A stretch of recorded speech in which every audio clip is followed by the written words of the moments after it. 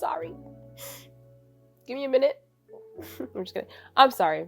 A lot of y'all have been pressing me about this episode. And I told you I was coming. I was cooking. It was slow cooking.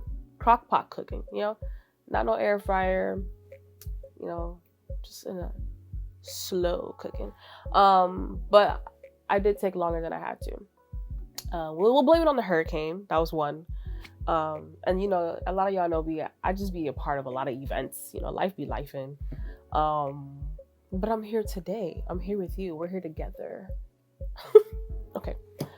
All right, so let's start with my Shanice shenanigans. Let me tell y'all a story that a lot of y'all don't know. A few people know. I'm going to talk to y'all about how my phone, not this phone, my phone that I had before, it got stolen. And not just regular, oh, you left it at a store, someone stole it. It got stolen at SeaWorld. SeaWorld counter days. Count them. 1, 2, 3, 4, 5, 6, 7, 8. 2, 3, 4, 5, 6, 7.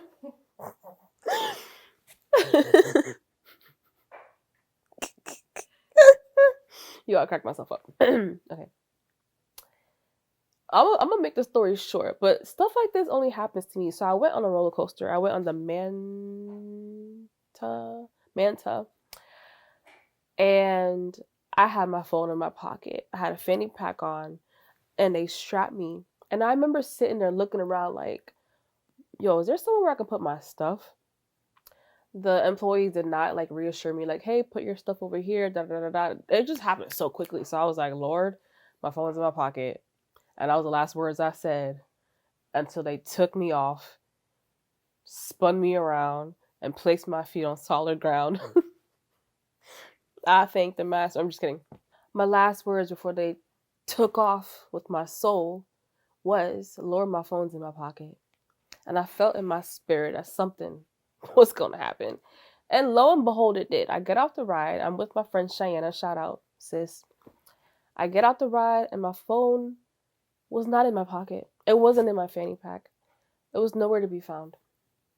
Except we found it. One of the employees helped us realize that it was on top of a net underneath the roller coaster.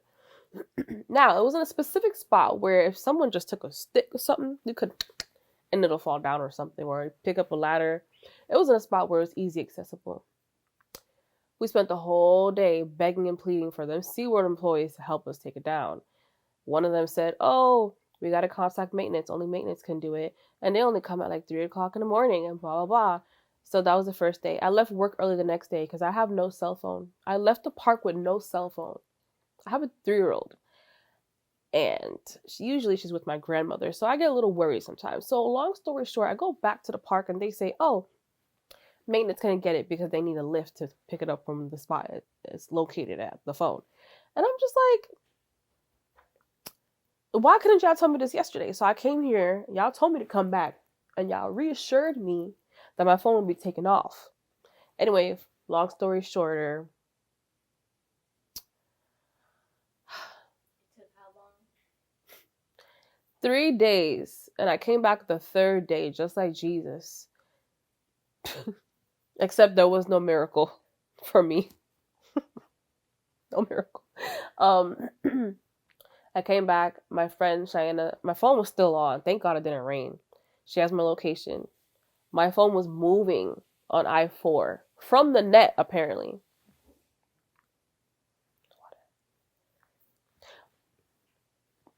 My phone was moving because the last time I saw my phone was on the net at SeaWorld that no one could take down, that they needed a lift to take down. 3 days later, my phone's moving on I-4 heading towards Tampa. And the only people that could have possibly gotten is a SeaWorld employee. So one of them SeaWorld employees stole my phone. And it's a hot commodity. I reported it. It was reported as a grand theft. And I'm still waiting for the update. Yeah. SeaWorld owes me money. They owe me a new phone, basically. A reimbursement from this phone that I have. And I went 5-6 days without a phone. No phone. No social media. I couldn't even get into my social media because they needed my phone to make sure that it's me logging into my social media accounts. And so I was literally home at night without a phone, just staring at my ceiling. Someone literally thought I died. Someone thought something bad happened to me because there was no way to contact me. But I am not dead. I am alive to share my story of the things that only happen to me. My shenanigans. I promise you there's more. There's plenty more to come. All right, so a lot of people think being bold, well, it is in a certain way, but being bold is like you stand out and you're speaking up, or we're encouraging ourselves to do something, or encouraging ourselves of what we want to do, what we can do. And yes, it is all that. But today I want to talk about how being bold isn't always about encouraging yourself to do something you can't do or do something that you want to do. Being bold is also admitting and acknowledging the things that we can't do. I'm going to say that again. Hold on, I'm going to say it again.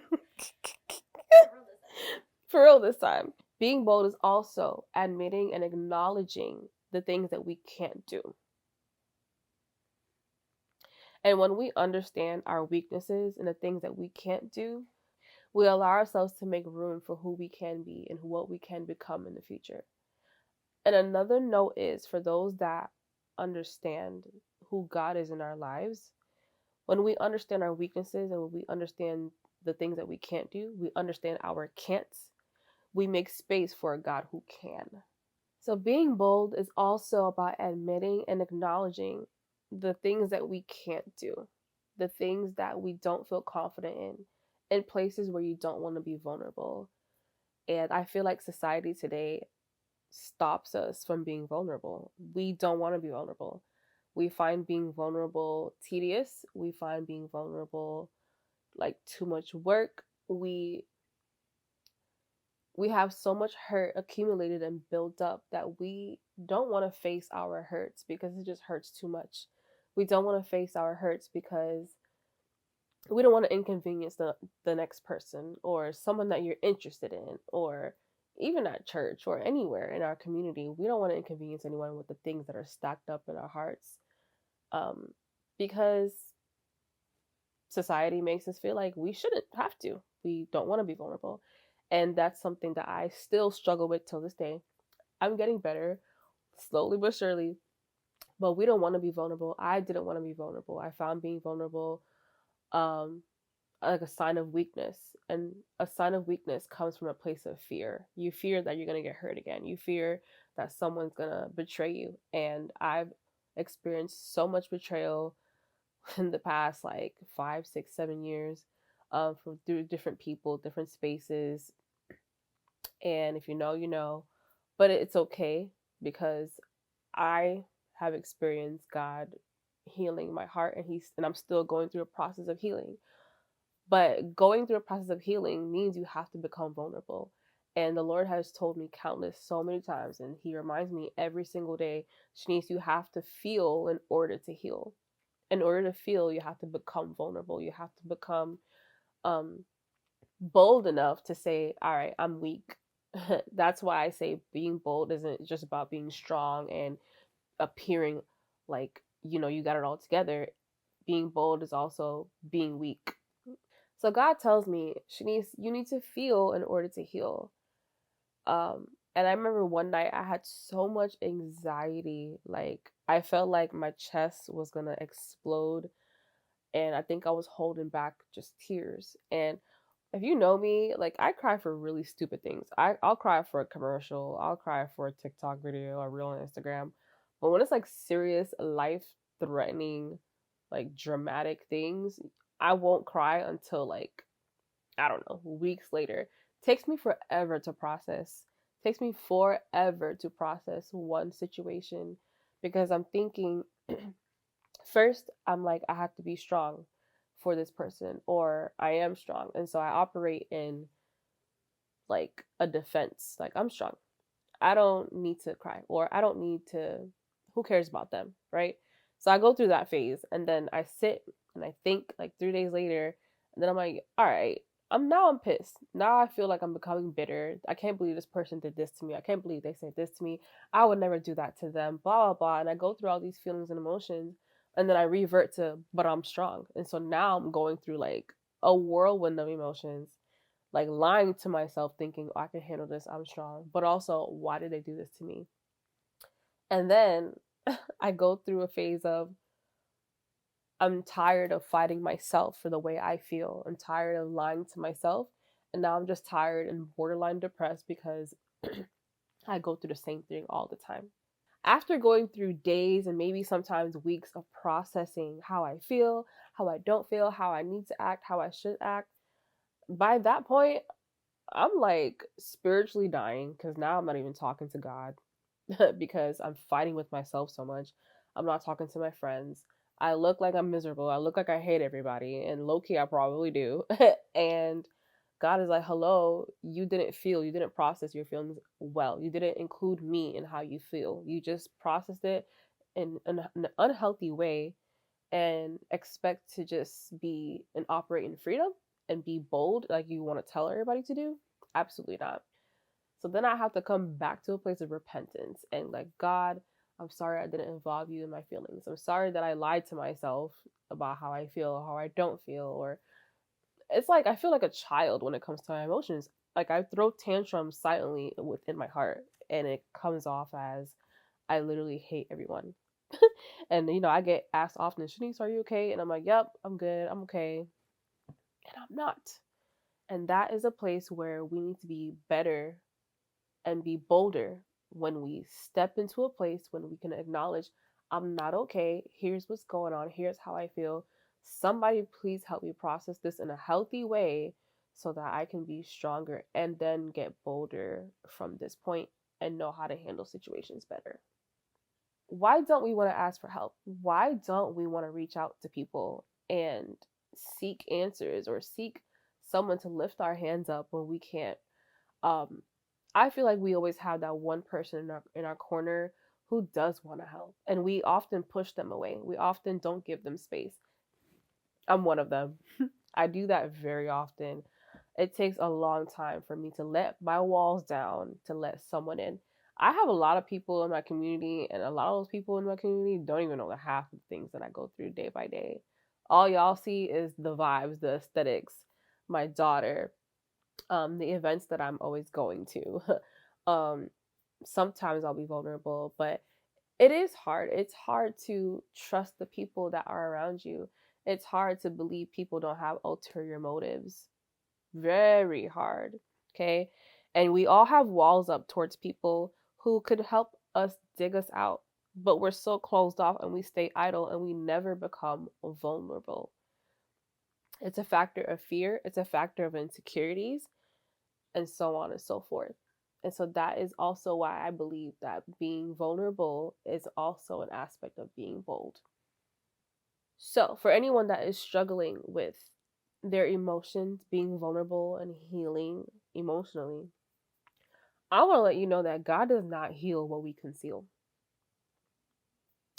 I'm going to say that one more time for the people in the back, for the people next to you, for the people around you. Come a little closer. God does not heal what we conceal. And we have a lot of concealed emotions. I often conceal all my emotions because I don't want to put that burden on anyone else. I rather deal with it myself. And then I also struggle with a question that I'm still processing with the Lord, tussling. Me and God are tussling. My question is, oftentimes in church, or we, and they say, don't move or don't operate in your feelings. Don't operate in your emotions. Your feelings and your emotions shouldn't be the things to drive you. Our feelings aren't facts. Blah, blah, blah, blah. Right? And so, how do you balance your feelings aren't facts? Your feelings are not what drive you. It's, your peace that surpasses understanding. How do you balance feeling your feelings and also implicating what the Bible says together as a human being on this planet Earth and spiritually thrive at the same time?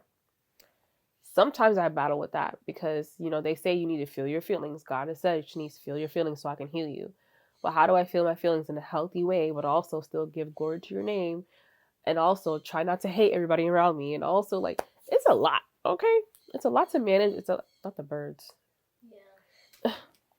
How do you balance that? So for a while, I was thinking it's either feelings or God. And someone helped me realize that it's not this or this, it's together, because you're a human being and you can't not feel your feelings. It's not going to get you anywhere in a good place, right? It's not going to help you. It's not beneficial to like not feel. You have to feel. We do feel. Like that's who we are. God created us to have emotions. He created us with emotions rather. And we have a God who we know who can help us conquer these feelings. So it's not or, it's together, it's and that's kind of helped me balance and help me navigate situations quicker and better. I'm still slow, don't get it wrong though, but it's getting there. So I want to help those that think moving in silence, like society tells us to, is the way to go. All right, I'm tired of this moving in silence movement. Can we stop moving in silence, please? Because moving in silence creates, it's a thin line of moving in silence to keep your privacy and keep the things that you're doing that are great on a down low so that people don't discourage you. Like, I understand that and I support that 100%. I believe in that. However, moving in silence can be a little toxic, I think. Moving in silence can be a little toxic because I believe instead of moving in silence, we should move in humility. We should move in humbleness. We need to find that. You know what I'm saying? Like,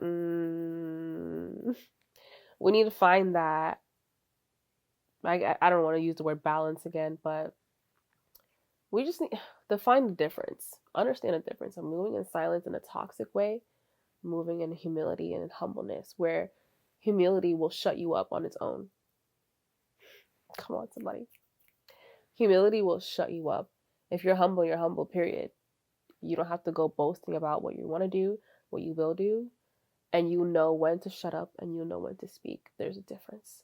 So this moving in silence movement is annoying. Please stop it. Stop right there. Mm, because why struggle alone? That's not cute. It's nothing to boast about. It's nothing to post about. You're posting about it, but at home you're struggling. You're posting about it, moving in silence, and it looks cool. It feels cool because everybody else is doing it in the society, but you're struggling. You won't tell nobody how you feel. You won't, like, you won't take time to relate to someone else. There's a lot of things you won't do because you're moving in silence. And it kind of puts you in a place where you're lying to yourself, just like I was lying to myself. Like, everything's cool because I'm moving in silence. I'm going to get where I need to get because I'm moving in silence. Nobody knows what I'm going through. I'm cool. You know what I'm saying? It's really unbecoming. It's really unbecoming. We need to do better at communicating. Communicate at the gate. And we waste people's time. Me, I hate when my time gets wasted. So we waste people's time by not acknowledging where you're at in the season. If you don't have the capacity, if you don't have the emotional availability, we need to be better at acknowledging that ourselves quicker so that way we don't waste people's time. Like, if you don't have the emotional capacity to do something, whether if it's a relationship, whether if it's, I don't know, whether if it's, I don't know, serving in a ministry that people are begging you to serve in, or I don't know, whatever it is at work, if you need to be able to acknowledge where you're at, your capacity, your emotional availability, and let people know and stop wasting people's time. And the way we acknowledge that is we be bold in our weaknesses. We don't sit around and act like we got it all together, move in silence and do what social media is doing and try to keep up with what other people are doing. We stop, we make ourselves self aware, we assess, we say, you know what, I don't got it right now. And so we don't put ourselves in places where we feel like it's going to burn us out because we don't have the capacity to withhold and withstand what's going on in our area. Did that make sense? We don't want to block ourselves from being healed. We don't want to block ourselves from, hold on. Okay. We don't want to block ourselves from going through the process of healing. A lot of times we feel stagnant. We feel like we're stuck, like nothing's happening within us, like God is not speaking through us, and healing is not happening or taking place because we block it ourselves by wasting time, by putting ourselves in spaces where we don't even belong yet. There's a yes, there's a no, and there's a not yet. A lot of our, I feel like a lot of us don't thrive in the not yet. And in the not yet is healing and preparation being done for you to thrive into what's next for you. And that, again, is only done if we be bold in our weaknesses. We're bold in the season of the not yet. So let's just not waste time. Let's be real with ourselves. Let's not put up that front and grow and mature and just say, I'm not in a place to do this right now. Especially in relationships, child. My Lord. Please don't involve someone else's emotions when your emotions aren't even to check yourself. I'm just going to leave that right there. You could say, I'm sorry, I'm not in the best headspace to do this right now. I appreciate you. I want you around. However, I don't want to drag your emotions into my messed up emotions because I haven't acknowledged, um, shoot, because I'm in a place of healing right now and I need time. Leave room for yourself to take a breather, to rest, to enjoy. Oh, okay. Sorry. Leave room for yourself to take a breather, to rest, to enjoy your surroundings. Go for a walk, get some fresh air, and just vibe, just chill. Be one with yourself. Okay? Live life, experience new things, and just literally stop. Okay? Stop trying to prove a point to people. Stop trying to prove a point to social media. And don't put up that front anymore. It's time to let the front down, let them walls down, be vulnerable with one another, and practice using our voices. Practice using your words. And I'm even in a place of doing this by literally talking to a camera and posting a podcast, communicating with myself, journaling, being able to wake up in the morning, acknowledge the Lord first, and literally talk to myself and say, all right, Shanice, how do you feel right now? Talking out loud. I feel like we don't talk out loud to ourselves enough because we think people are going to think we're crazy, or just the statistic that people has placed on us about like being ADHD or whatever. Like, it's okay. Even if you are ADHD, it's okay to talk to yourself. Like, who cares? If you communicate with yourself, and imagine the impact you'll make when you start communicating with the person next to you or the person around you and the next person and the next person. Like, we don't talk to ourselves enough or talk in general enough. We're so glued to our phones and moving in silence that there have been probably times where it's been hours that I haven't even said a word. And the final word that I say is like, yo, did I even talk in the past like couple hours? Like, it's time to talk. So, the goal of this episode, of all this talking that I just did, is to help you and help us understand that it is okay to be vulnerable. It is okay to be weak. It's okay to process your emotions, even if it's slowly. But as long as the process is happening and it's ongoing, then you're going to get somewhere. You will get somewhere, and that's promised. It's indeed, it's guaranteed. Put a stamp on it. However, if you have no process going, if you're silent, if you're moving in a way where it's toxic and you feel like you're in the same spot, that means you're doing something wrong. You're not doing what you should be doing as far as opening up. And sometimes once you open up and take that step forward, God will literally do the rest for you. But if we stay right here and we stay closed, you're going to be right there for a while. And don't look for excuses, and don't look to the next person and ask why. It's because you yourself are not opening up, baby. It's time to open up. So with that being said, be bold in your vulnerability. Be bold in the season that you are right now. Speak up, and not just because you want to be strong. Speak up because you are weak, and let God be strong in you. And to tie it all together, these are the notes or the points that I want you to hold on to so that you can remember what everything Shanice just said. Being bold isn't always about being strong. Let God be strong in your weaknesses. Quit moving in silence. Move in humility. Be vulnerable. Feel so you can heal. Stop suppressing how you really feel so you can maintain an image. Last but not least, communicate at the gate. Don't wait before it's too late. Merry Christmas! All right, so let's talk. Let's chat. What stops you and what are the things that keep you from being vulnerable? Talk to me. Let me know. Let me know in the comments. I want to pray for you. I want to uplift you. I want to encourage you. We're going through this together. You're not alone, okay? All right.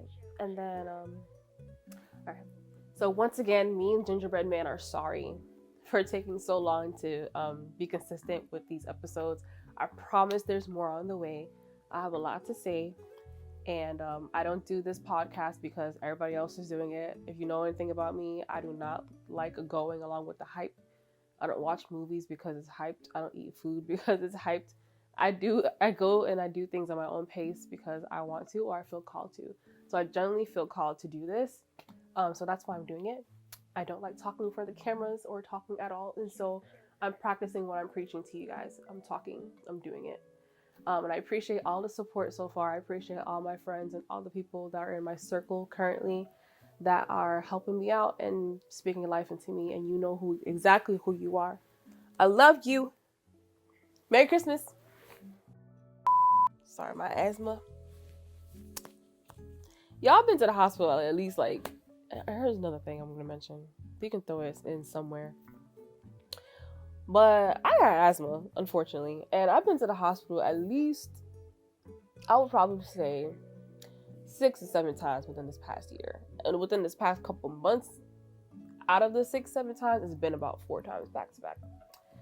So if you're a prayer warrior and you're watching this, pray for me. Because I'm tired of not being able to breathe. I'm tired of wheezing at night. And I'm tired of not being able to just like live life, okay, the way I want to, because I just can't breathe. So anyway, that's just a side note, sidebar. Thank you in advance. Hallelujah and amen. I receive it. Okay. And the emotional capacity to fulfill this thing that I'm done, bro. I'm pissed.